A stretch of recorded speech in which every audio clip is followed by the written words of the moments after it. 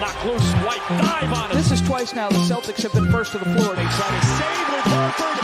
Unbelievable. Boston first to the floor. So good. Brown fakes, fires up the three. Bang! Tatum dives on the floor. Everybody dives. Jaylen Brown with the flush. Blocked by Porzingis. He's doing it all. Tatum spinning, driving, layup. Got it. Washington drives. Blocked by White. Oh, what a block from Derek White.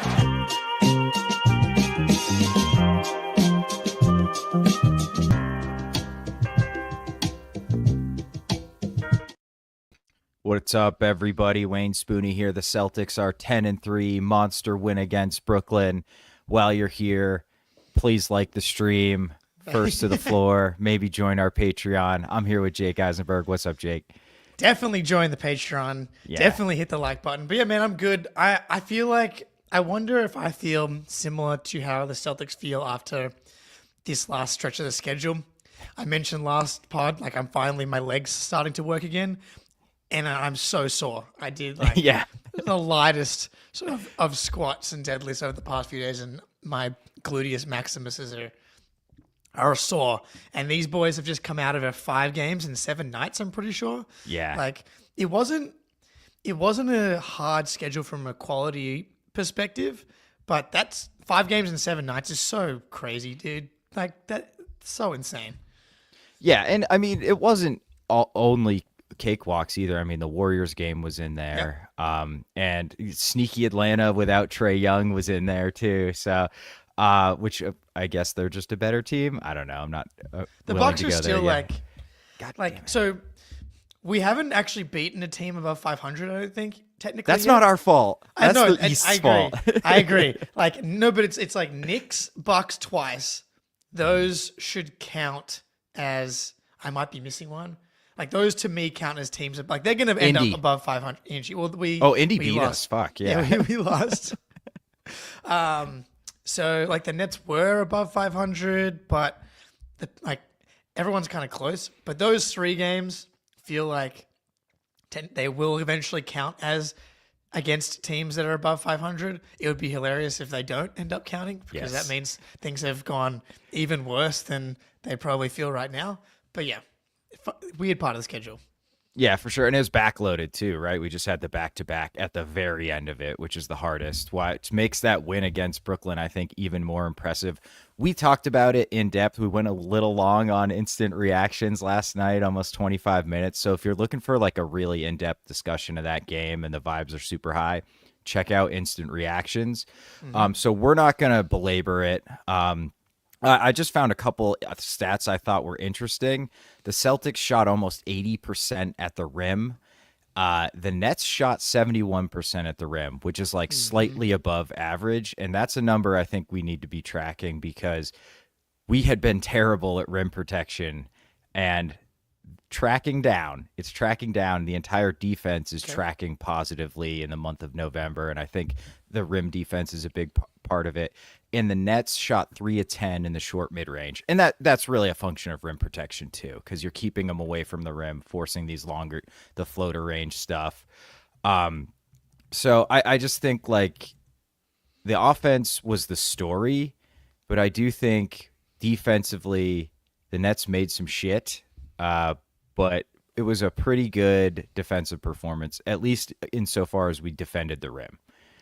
Yeah, that's good to know. It's hard for me to get too worried about the rim protection and the defense when I know what they're capable of, but it is good. Like I do want to find like a slightly higher baseline. And as you said, it's tracking in the right direction. You know, they're in the top 10. My number is I want them to be at 7 or 6th on the season. That's enough for them to get above 60 wins and probably go for the 1 seed.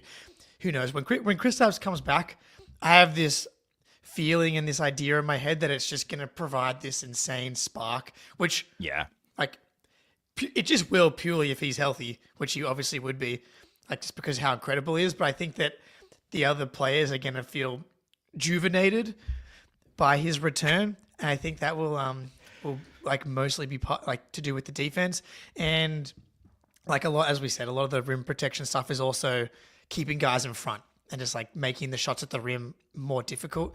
And I think the last few games we've seen that a little bit more, maybe not the Hawks game. Granted, that was more to do with the turnovers and the rebounding. But yeah, that's good. Not a ton from the Nets game. It's just good to see them bounce back in that type of emphatic fashion, because that's how they got to 64 wins last year, was no losing streaks. Yeah. And of very few, I would think they lost 2 games at least once, and that may have been it. Maybe it was twice all last year. And that's how you just you keep your baseline for racking up wins so high. Yeah, for sure. Yeah, I mean, just think back on how the team reacted when he came back for game 1 of the finals. It was just like, our prince is back. Let's go fucking destroy these dudes. And that is exactly what happened. So, and especially when he's going to be coming back, right when the dog days of the season are really starting, and you can kind of slip into some bad habits or not bringing it 100%. And to have him come back and the spacing is fucking out of control when he's playing. Al can make threes, Al can shoot threes. He's not Chris Stapps with the trigger. His trigger is fast and he can shoot from deep. And you cannot switch against the Celtics when Chris Stapps plays. And I think you've been hitting on it a lot, Jake, is you just need to switch against this team and hope that you can stop them getting to the rim. Well, KP blows that entire strategy up. So the prevailing defensive strategy when KP is playing is that you just hope they miss their threes, which is not a very good defensive strategy. One kind of goofy stat I thought just goes to show how fucking insane the offense was. They were more efficient in the half court against the Nets than in transition, which is a rarity, almost never happens. And it's not because we were inefficient in transition. It's because we had 123 offensive rating in the half court. We lead the league at 109. So that's just absurd. Their execution was amazing. And I think we talked about it a lot last night. They took care of the little things on both sides of the ball. They executed the offense and they made their shots. But it was just felt to get good to get back to it. Go ahead. Sorry. Yeah. Tatum talked about the physics. Someone asked me about the physicality and how that's the book is out on them or whatever. And I think we talked about it last night, but to combat that, you have to just play faster and make quicker decisions. And that was the most obvious thing last night, is when Tatum would catch the ball, whether it was coming off screens or just attacking quickly off the catch.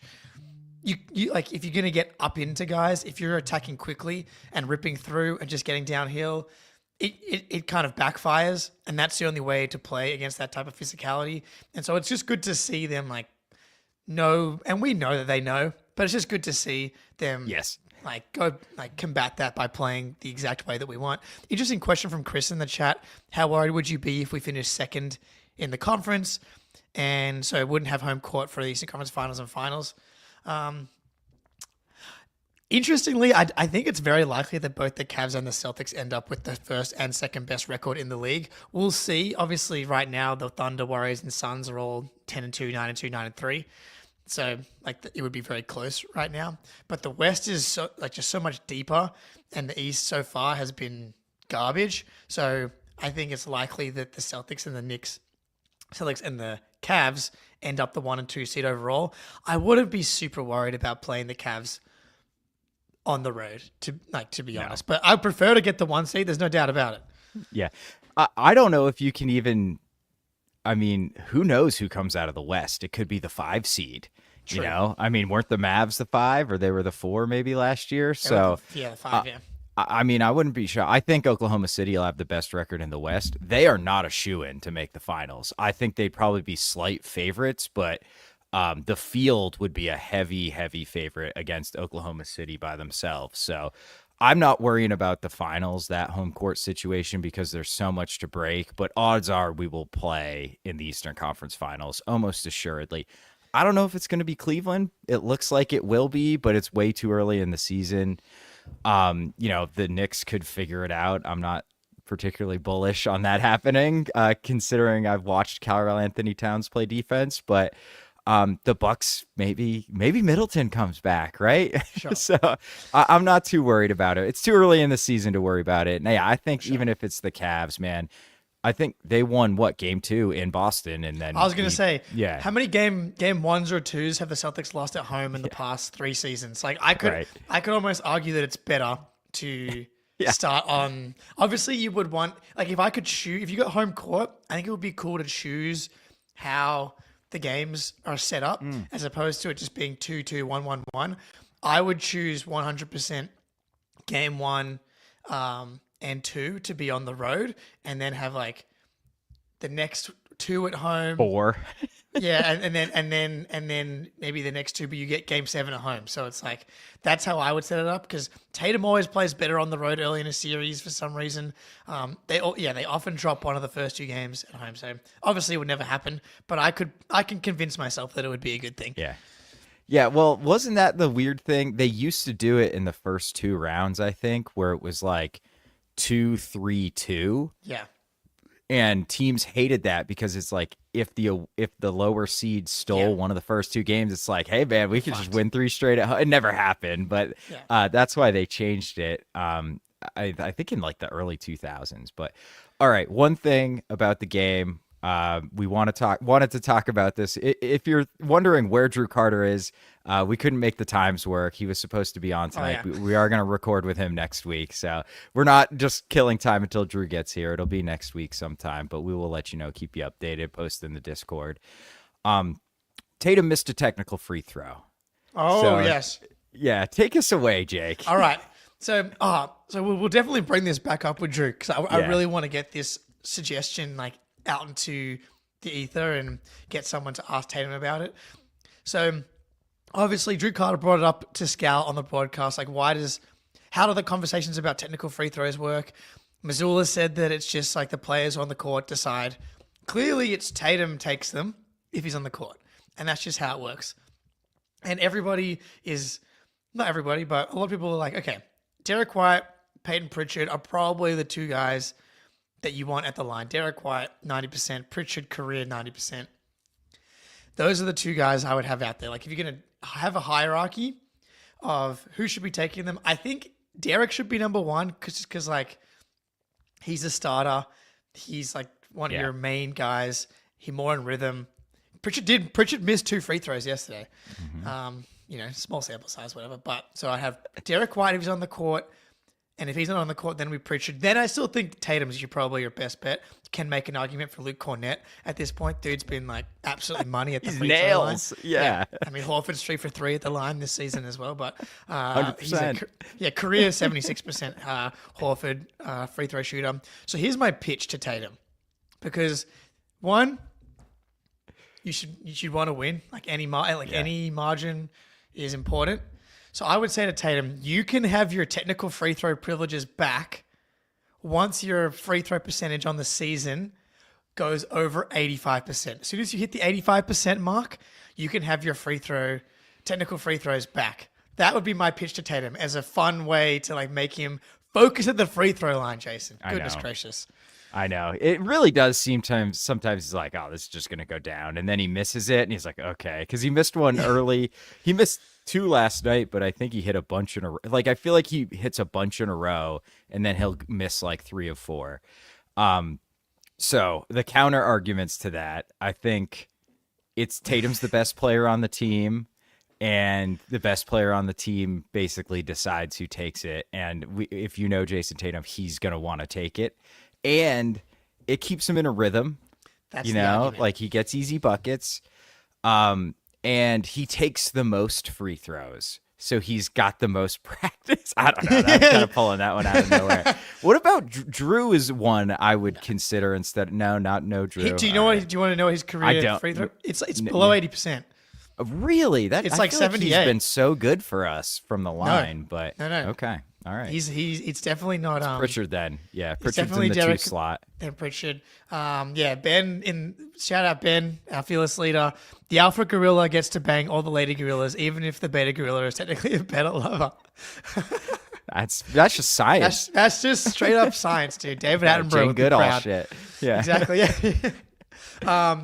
But yeah, so the higher volume of free throws, like the more you shoot, the lower your percentage can kind of be as well. So I don't know.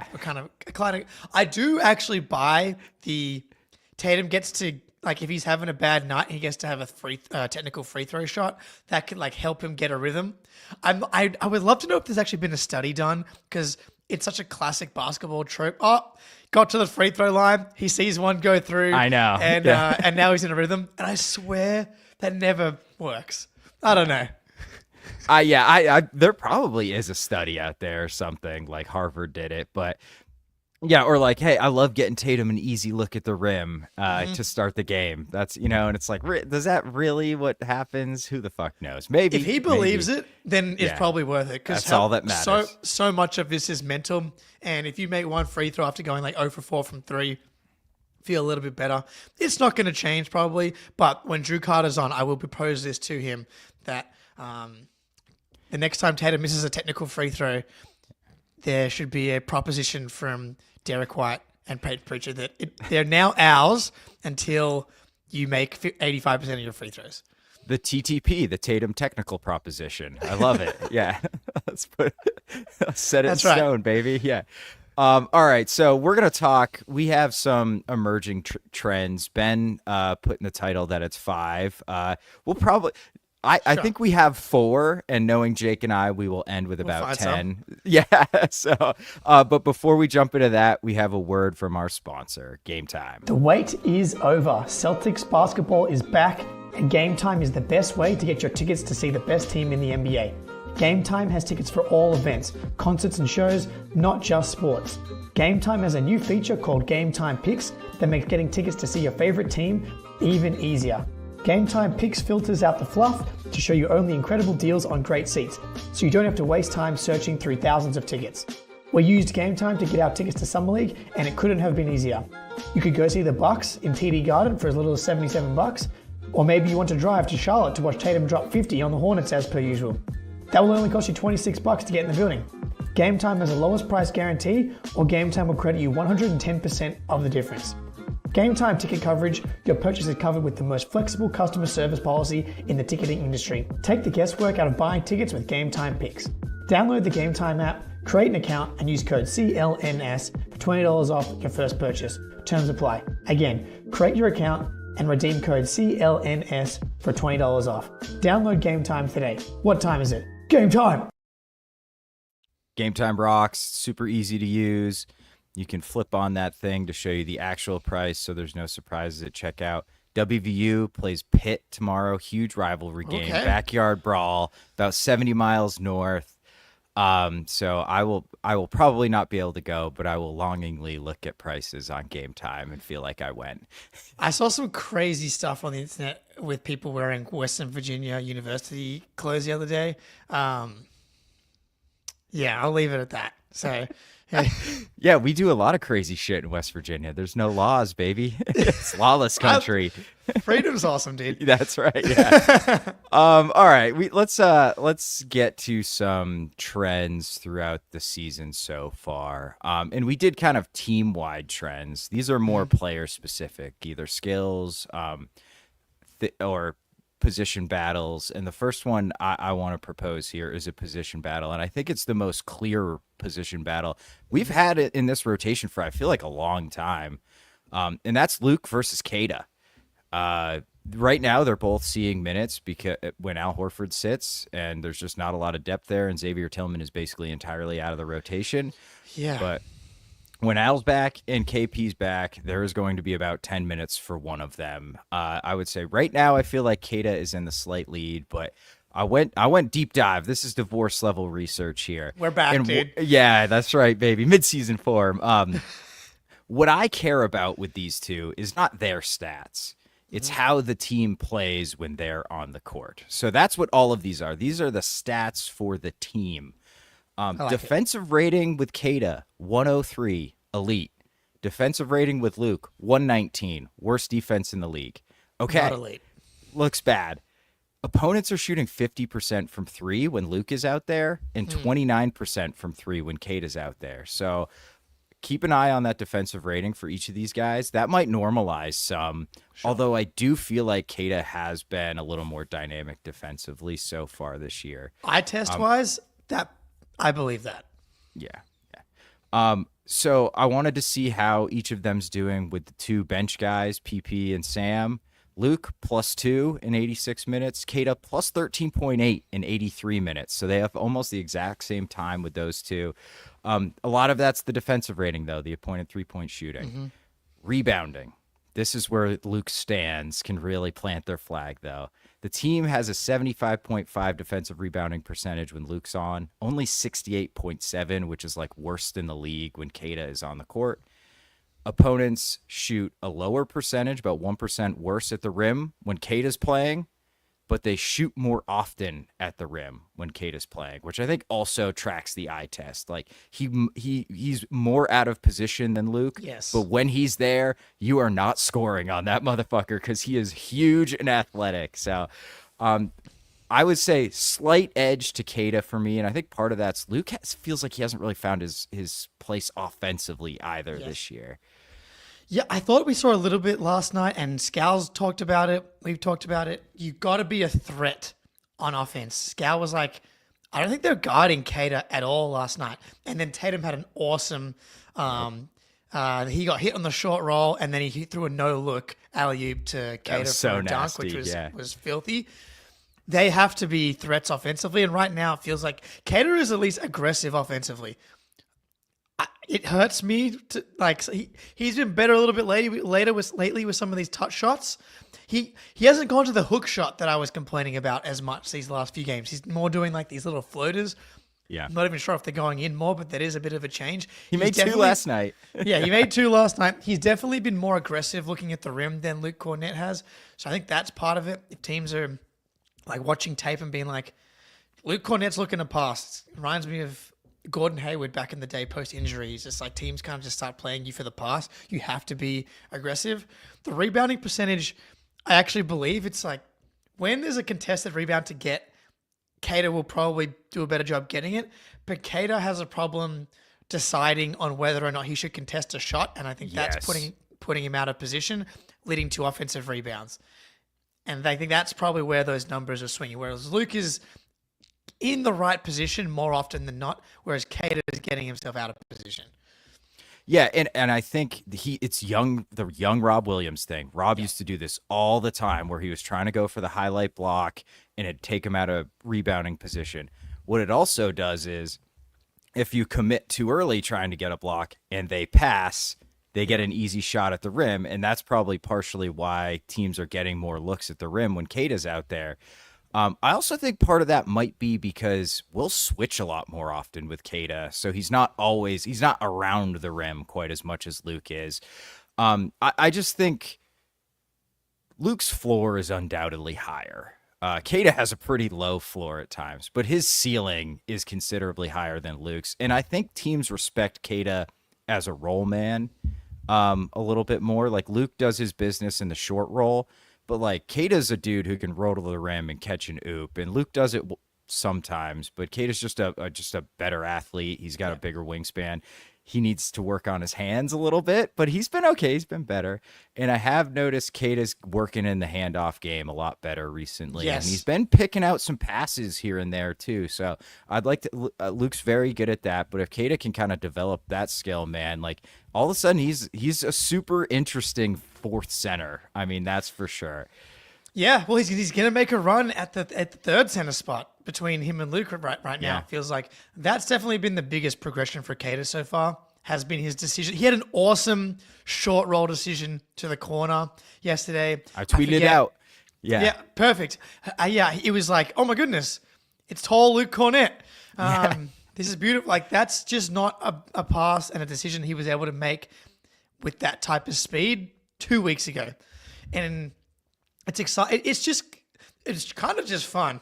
This whole Kata experience, like to have a guy like Kata that we're just like seeing him learn and grow and look really good at times in the Warriors game, and then look really bad at other times. And it's just like, okay, but it's a fun subplot to a season that, probably wasn't going to have a ton of these things when you bring back your entire roster. You won the championship last year, so to have this little Kata thing to follow along with is quite enjoyable. Philip Hart in the chat, can you shamelessly plug a Kata song that you made? Yes, you absolutely can.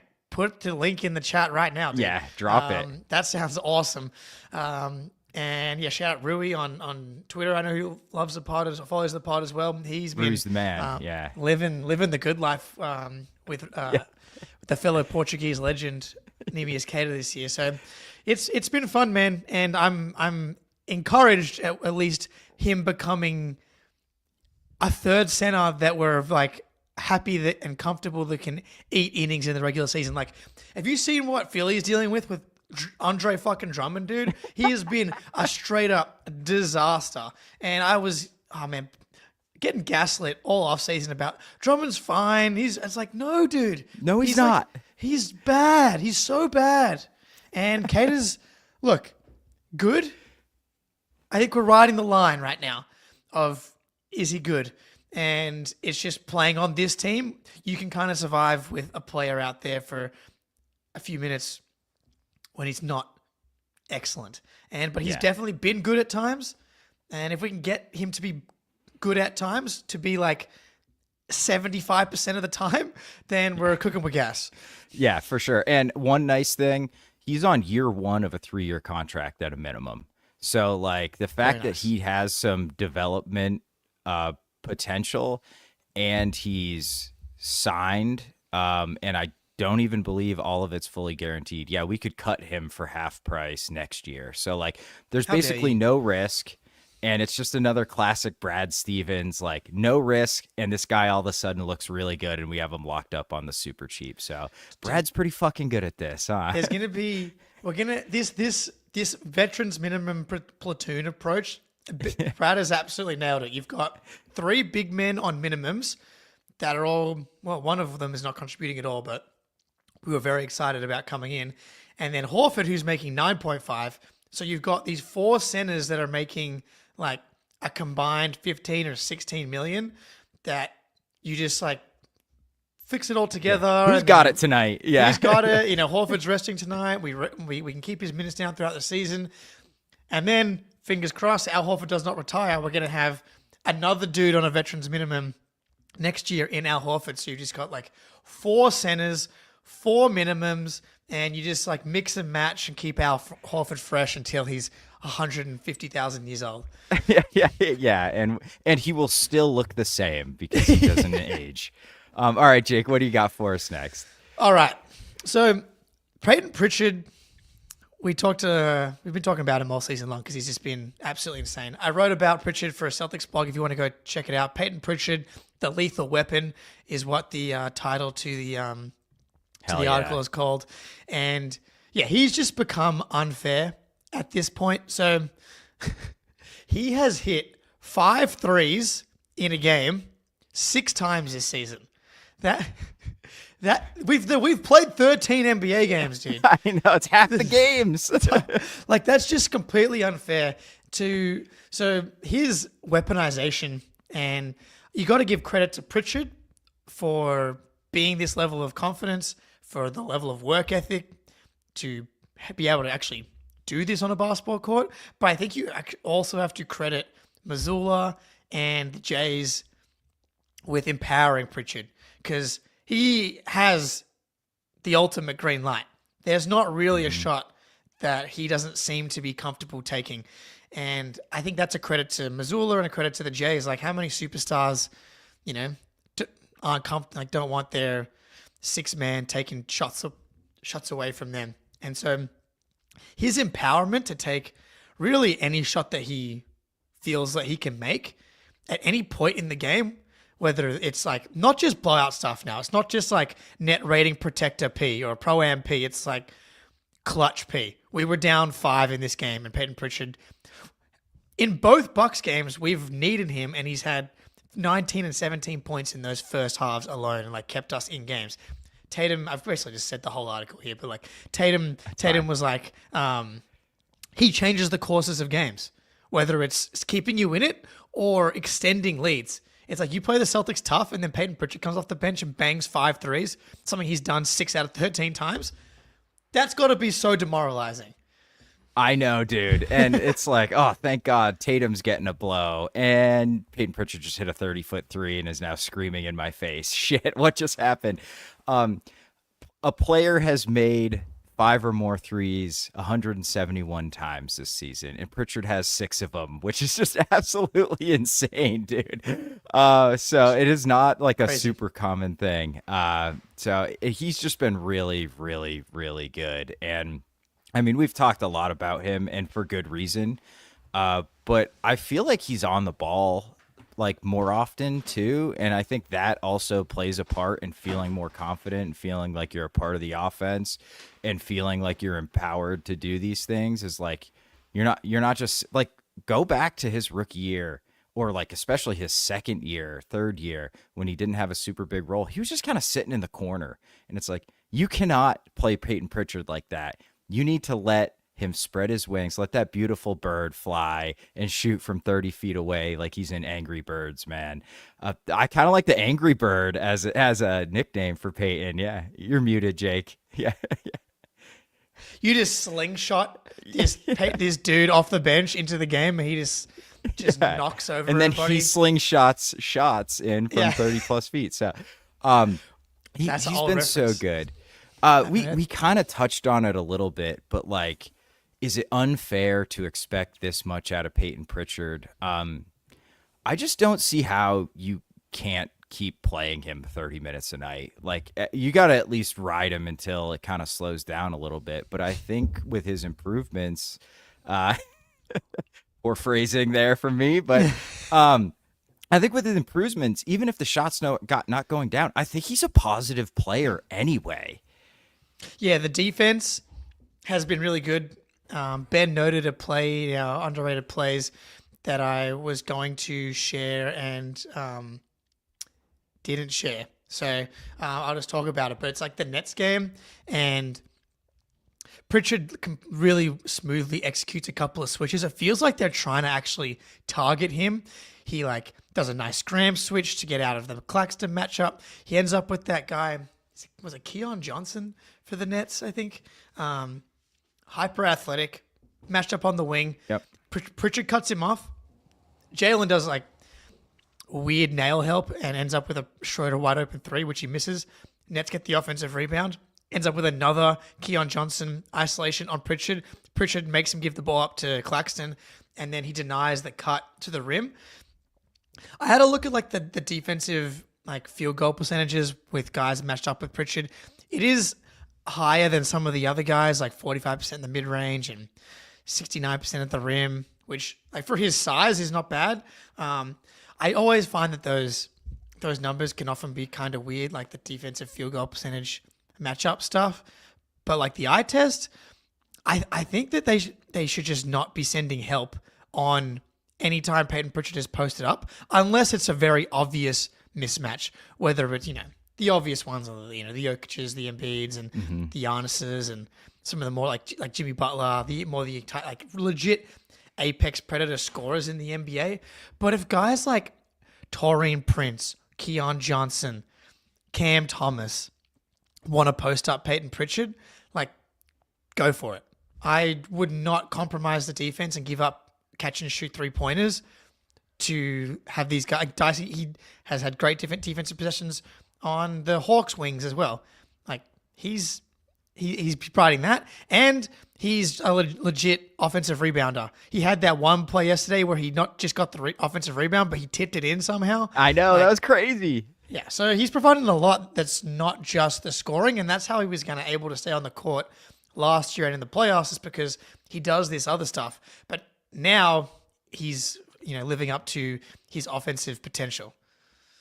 Yeah, dude, living up to the offensive potential and turning into like a good defensive player is wild. It's funny you say that about not compromising the defense when he's on somebody, because I counted, I think, 3 times when he had a driver tracked. It was not a dangerous drive to the rim. Pritchard was there, and it wasn't like a big he was guarding or anything like that. It wasn't like Cam Johnson. I think one time it was Keon. Another time it was Cam Thomas. And it's like, if they're going to finish over Pritchard, let him finish over Pritchard. But I know once Kata came over when he didn't need to, and it led to a wide open 3. And another time Tatum did. That might have been the weird nail help possession you were talking about. And it's like, dude, he's good. Trust him. But like for me, his point of attack defense, and I clipped this last night, he's just everywhere on people. Like nobody can shake him. And he's just switching on to everybody, awesome. every guard, every ball handler, and dudes don't even really want to try him. And his screen navigation, I feel like, has gotten way, way better too, which was something that needed a big improvement because he would get caught on screens at times. But he's like darting over handoffs and still staying with his guy. And that way you don't have to switch like a Luke Cornett onto a ball handler or something like that. Like if you can get over the top of screens without needing to switch and not give up an advantage, that breaks offenses. That's why Marcus Smart and Drew Holiday and Derek White are so fucking good, because you can't screen them. Pritchard's like not that good at it yet, but he is definitely improved, which is huge. Yeah, I think that again goes back to his work ethic. Like I feel as if, if certain players go to teams that have players that have certain skills, it'd be like, oh, this guy's going to get to spend time with this player. He's going to be able to learn this type of skill, like we hoped with Al Horford teaching Xavier Tillman to shoot threes. Alas. Whereas I think Payton Pritchard may have gotten better at this regardless, but he has spent his entire career sharing a basketball jersey with Marcus Smart, Derek White, and Drew Holiday for his entire life. So, like, there's probably something to that combined with the fact that he probably would have gotten better at it anyway. But yeah, dude, he's gotten so much better at that. He clearly keeps getting stronger as well. So to be a guy that is capable defensively at his size, plus given like this type of offensive production, is insane. So I had one more stat for Pritchard. So there's 89 players in the NBA that are averaging at least 15 points per game. Pritchard is fourth in the NBA in true shooting among all of them at like 67.4, I think it is. And the only guys ahead of him are Sabonis, Vucevic, and Naz Reid. It's just like... what is big going men, on, dude? dudes who dunk and layup. Like, I mean, Naz Reid and Vooch also prop their efficiency up with threes too. But like Sabonis doesn't shoot out of 10 feet. Of course he's efficient. You got this dude's bombing from 39 times a game. And he is literally one of the most efficient volume scorers in the NBA, which seems absurd to say about Payton Pritchard and not Jayson Tatum. But that's where we're at with this dude. He's that friggin' good. But all right, what do we got next, Jake? Lethal weapon. All right, the Tatum leap.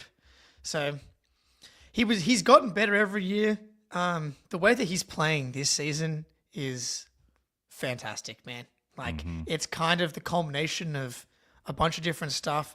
Steven in the Discord kind of was like, it's kind of the three things that he's done this year. One, he's traded some of his mid-range shots for threes.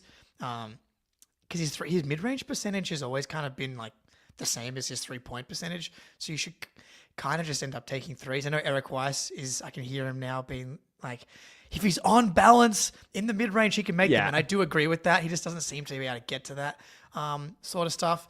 It's the off-ball stuff as well this year. So this season, he's averaging 3.9 catch-and-shoot three-pointers. Whereas last year, he was only taking 2.3 catch and shoots. So almost doubling his catch and shoot opportunities this year. And I think it's twofold. I think one, they're getting him in some more off-ball actions. Like him as the screener, I think he's getting better as a screener as well. Him as a screener with Derek White as like, that's like their go-to crunch time offense and go-to action throughout a game is the Derek Tatum two-man game, whether Tatum's the screener or the ball handler, but as the screener, he's springing free for catch and shoot opportunities, and there's that, so he's getting more of those, but I also think his trigger is faster.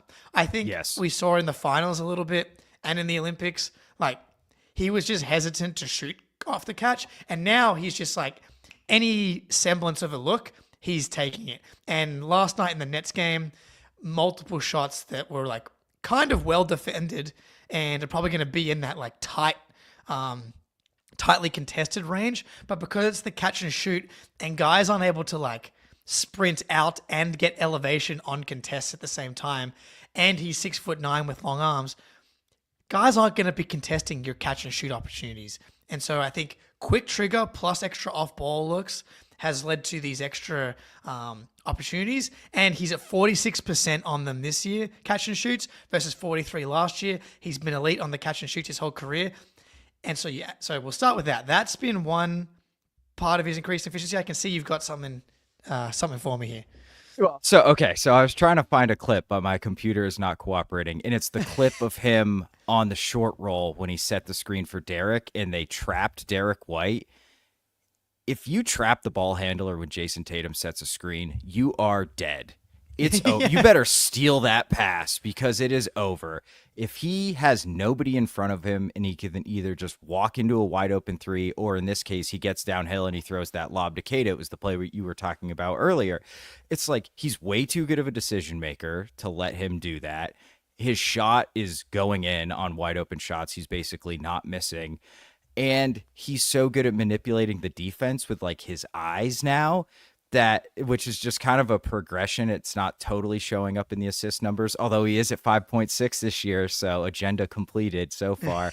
But like he's just like moving defenses around with like his looking at them, which is like the final level of being a superstar. And so that like he gets himself into really, really great positions off the ball this year. And I feel like he's coming off of more wide pin downs with pace. He used to half-ass it so bad on some of these like off-ball actions, but I think he's now realized like, wait, if I take this as seriously as running a pick and roll, I'll get wide open shots this way too. And I think it was the Atlanta game. He came off like flying off a wide pin down, caught it, turned, fire, bottom of the net. And it's like, this is it. This is the final evolution of this dude. He's got all the on-ball shit you could ever want. And now he's becoming like a really intelligent, effective off-ball player. Plus, he's one of the best defensive players in the NBA. Guy's a superstar. He's the second best player in the league this year. I totally 100% believe that. I agree. Giannis is making a comeback for that second slot now. It's a good thing the rest of his team's absolutely garbage. But yeah, man, so there's the the off ball. It's not just so it's the quick trigger, the off ball. Yeah, that's a really good call. Like he's always been an underrated off ball player. Yeah. Like you think about the way that he would seal. I've got like visions of him sealing Kyrie, burned into my brain from both the Nets series and the finals. So he's always been pretty good off ball, but I think it's just gotten even better, like really understanding how to manipulate those defenses with his own gravity, and with like Derek White's gravity now too, and understanding like where defenses are going and how to create space for himself. So there's that piece of it. The second piece is the free throw rate. So he's up to 8.9 free throw attempts per game. That's crazy. So I was like in my head, I was like, is that like unsustainable? It might be a little bit unsustainable, but he actually took 6.7 free throw attempts last year, but the year before he took 8.4. And so it was trending up for his entire career, free throw attempts, until last year. And I feel like last year he really did take a step back. I think now that you look at how he's playing this year, he sacrificed last year, as Jalen did, as all of these guys did, but he definitely sacrificed. And I think there's a little bit of that, a little bit of just like moving the ball. They were just killing everybody. He didn't need to like get downhill as much. But people, he's getting a lot of fouls on 3-point attempts as well. So I actually don't think it's necessarily unsustainable. Maybe 8.9 is too much, but if it can settle in at like 8, that's a crazy number. And I'm assuming like the free throw percentage is back up to 81% now at this point. So like that's fine. It'll probably end up at around 83 to 84 as it always does. So that just adds a massive boost to his efficiency between the catch and shoot on the 3-point stuff and the free throw attempts. Those two things combined, and then he's just been more efficient in isolation this year as well. So yeah, we're 13 games in now. Like we're starting to get away a little bit from like we're still early in the season. We are still early in the season, but that's starting to get to like a relatively large sample size, and he's improved. He's like one of the best isolation scorers in the league so far this year. Yeah, and I think it's a combination of like I think it's the quick trigger, like you said, especially like the pull. He's getting some of these pull-offs off like so quickly, and they're going down, and he's getting fouled. And he feels so on balance and in control this year when he's getting to the rim.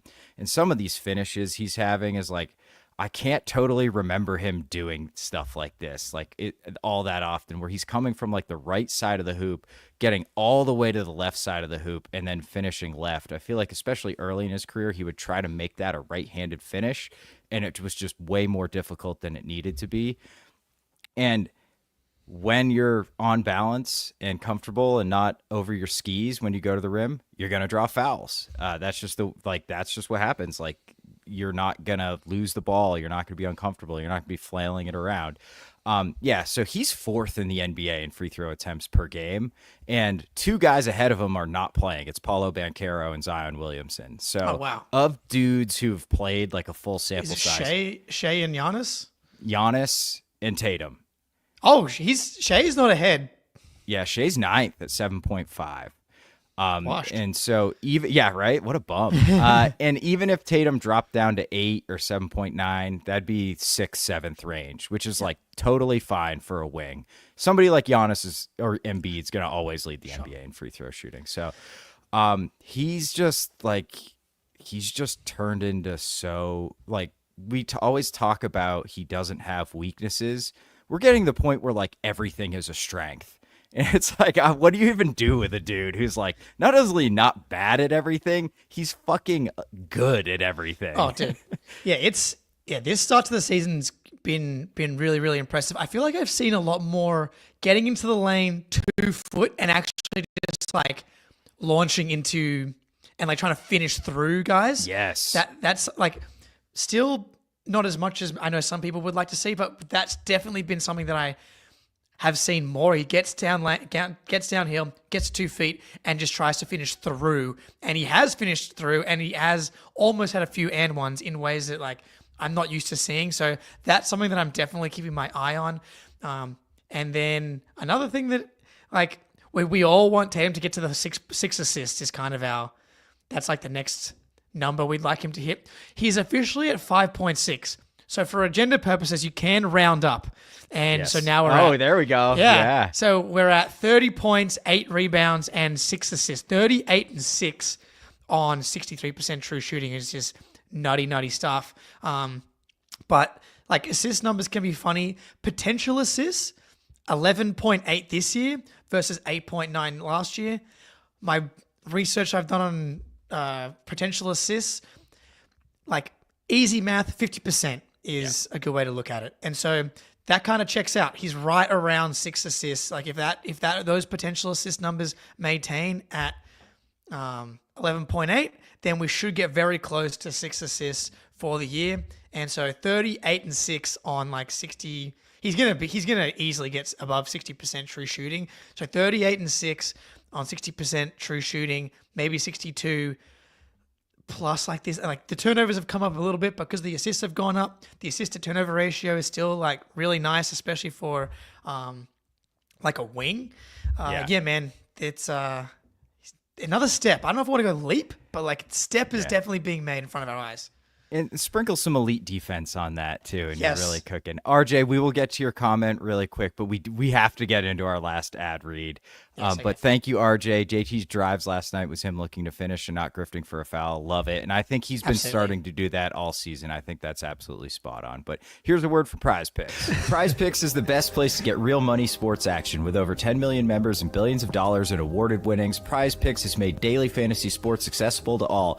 You just pick more or less on at least 2 players for a shot to win up to 100 times your cash. Run your game all season long on Prize Picks. You can now win up to 100 times your money on Prize Picks with as little as 4 correct picks. Sign up today, get $50 off instantly when you play $5. I wish I could sign up again to get that deal. You don't even need to win to receive the $50 bonus. It's guaranteed. Prize Picks is the best way to win real money this basketball season. Which players are going off, who's not. Make your pick in less than 60 seconds. Turn your sports opinions into real money all season long on Prize Picks. So this week, looking at the board, I don't care what the Jayson Tatum point totals are. I'm taking more on those. I hate to do it. He's a Laker. can't deny Anthony Davis been absolutely balling. Give me more on his rebounds. I think it was 11 last game. And then Giannis, I think we're respecters of Giannis Antetokounmpo on this podcast. So his line, 29.5 points. Give me more on Giannis's points. So download the app today and use code CLNS to get $50 instantly after you play your first $5 lineup. Download the app today and use code CLNS to get $50 instantly after you play your first $5 lineup. Prize Picks, run your game. Prize Picks, just, make the game a little bit more interesting, more or less. Maybe take more Payton Pritchard everything because he's going more on just about Not every on night. NBA Cup nights, though. That's no, for not damn on the sure. cup. Yeah, God, the they lights are killed too me. bright. Yeah, They killed me, dude. Every 4 bets I made for the NBA Cup, all 4 of them miss. The next night, the exact same 4 bets all hit the next night. So not NBA Cup, because I'm not sure the Celtics respect the cup.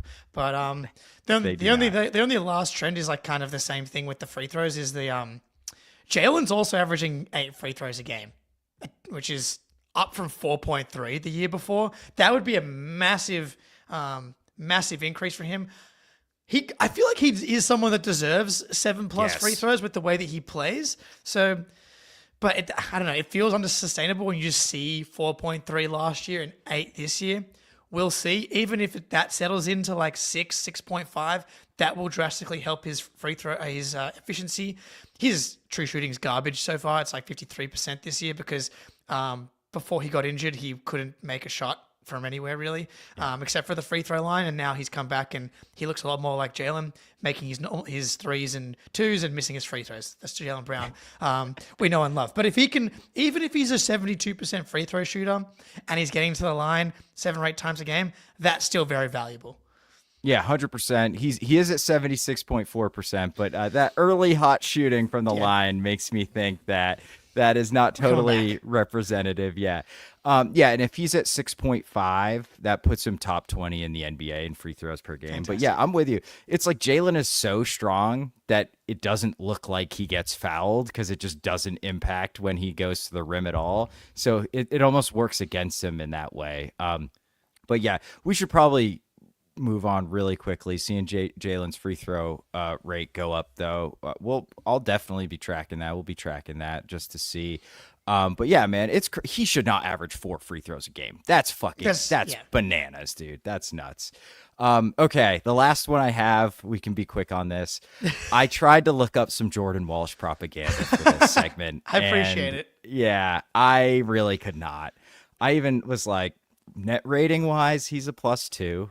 Not bad, but we're way, way, way worse with him on the court than off. To the tune not a of surprise. No, not a surprise, but -19. I'm pretty sure it's his on-off differential, so not ideal. It's hard when all the other players are so fucking good. When Payton Pritchard's now like one of the best scorers in the NBA. It's tough. So I saw, his stats per game. Like obviously they're not going to be anything. He barely plays. What about per 36 minutes? Yeah, we can find some propaganda in there. 5.7 points per 36, 3 rebounds, 1 assist. The only thing I found, 2.5 stocks per 36 minutes. Ooh. So there we go. Yeah, huh? And then eye test wise, he definitely looks more comfortable, but I think he's a ways away from being a contributor. He hit a 3 last night. That's true. He is by definition a contributor already. So maybe Quite literally, maybe like the definition of replacement level has been whatever Jordan Walsh has done in those minutes so far. But it's been fun. He hit a 3 last night, and it was like aggressive, off the catch, above the break. That's encouraging. But yeah, look, there's been I think the defense has been the best thing about his minutes so far this season. Where we'll get the fact that I think we're gonna sleepwalk. Like my dream was to get him to 600 minutes, 630 for the Shea Brissett minutes. I think we're gonna get there easily by the end of the season. So that's hopefully that's a good thing. We don't get to the end of the 630 minutes and be like, oh well, it's time to start looking at our next 37th overall draft pick that comes in. Yeah, and that 3 brought him to the dizzying heights of 21% from 3 Let's this go. year. So yeah, all right. Before we get out of here, we've got, I guess, a little bit of Schadenfreude if you want to jump in here, Jake. Yeah, well, the Knicks lost to the Bulls last night, and in like dramatically painful fashion. Josh Hart fouled Kobe White on a 3 late in the game. That almost happened to the Bucks too, dude. They almost lost to Detroit on a foul too, but he fucking gacked the free throws. Dude, yeah, the Pistons. That was not a foul though, so the basketball gods, I thought, it was absolutely rewarded the Bucks correctly there. I don't know how they'd reviewed it and didn't come away like making the right call. Was it Ron Holland? Yeah, Ron Holland, I think. Yep. Man, he wasn't even close on either of the 2 free throw attempts. And he like completely short armed the next one. And his face throughout the entire lead up to the second attempt was like, damn. I think he saw him say, damn it. Oh, and then the Bucks broadcast, like the Bucks got a lead. Like Giannis hit a 3, I think, in overtime. And they just panned to him, his face. And I was like, ooh, tough. Poor rookie. Yeah, and Giannis has like 60 points. But so, yeah, Bucks got away with that one. But Bulls blew it to the Bulls. They fall to what, like 4-6 now? And I tweeted something about how, like, because the Mikal Bridges numbers, like, they are, like, talk about the Jordan Walsh on-offs. The Mikal Bridges on-offs are a disaster.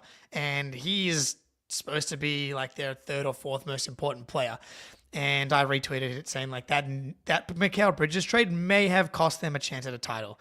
Just because, like, to upgrade to the level of talent that is required to win an NBA title, especially when your best player, Jalen Brunson, it feels like he's come back down to earth as well. Like, he's not a 30 points per game on 60-plus true shooting. He's not really an offensive engine unto himself, plus the defensive issues. So you need to have, like, a real super team. People were like, Tatum can't be the best player on a championship team unless you surround him with incredible talent. Well, the Celtics did that and surrounded him with like an incredible team when they sleptwalked to the championship.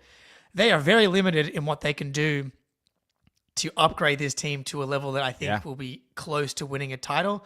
And new friend, Jayson Timpf, my new Twitter follow, was like, I think it could be premature to say that. And I almost was like, fuck, I better tweet out some like smart basketball stuff after this, because I was like, I'm just trolling Knicks fans, dude. Like, don't come in here with, you came in here with his analysis. I'm like, I gotta try and be a bit smart here. And I was like, I don't, crunch time 5 with Cat and Brunson, we've been over it, but that was a nice thing to see. Yeah, for sure. Love to see it. And the problem for the Knicks is that Mikal Bridges plays with all their other best players a lot. So the fact his on-offs are like that horrid, I mean, it's obviously partially the Deuce McBride effect, Pride of West Virginia. So, he comes in for, he comes in for Mikal, and things start looking really good for the Knicks. But I mean, they could trade Robinson. That's one dude that they could try to upgrade, but they really don't have a ton of assets. They got some young players, and I don't think they're a second apron team either. So they could attach like Kolek, the other dude they drafted, who's Daddy, baby, become. And see if they could upgrade Mitchell Robinson. I don't know, but I feel like a team built around Jalen Brunson and Cat has some fundamental flaws that are probably not correctable unless you build a team that's like even better than the Celtics. Like, you need to find a spacing center who's an elite rim protector, and those dudes do not exist. So unless you're the Celtics and you have 2. Yeah, exactly. You just hoard them. So that was beautiful. Sorry, go ahead. I was going to say, do you want to save the Ant discussion when we can kind of dig into it a little more, or do you want to jump into it quick? Well, it's just the Blazers beat the Wolves 2 games in a row. Yeah. Ant is like just exactly the guy that we thought he was, but we'll dive into that at a later date. Because I expect that to continue, but putting him where he was put by some people, above Tatum. It's absolutely embarrassing that people had him over Tatum because he was hot for like 2 weeks in the playoffs. But I think that would be a fun little discussion to compare him to Tatum like pretty directly. So we'll save that one maybe for a Patreon or something. But hey, I think that's gonna do it for this one. Jake, buddy, pleasure as always, and we are out.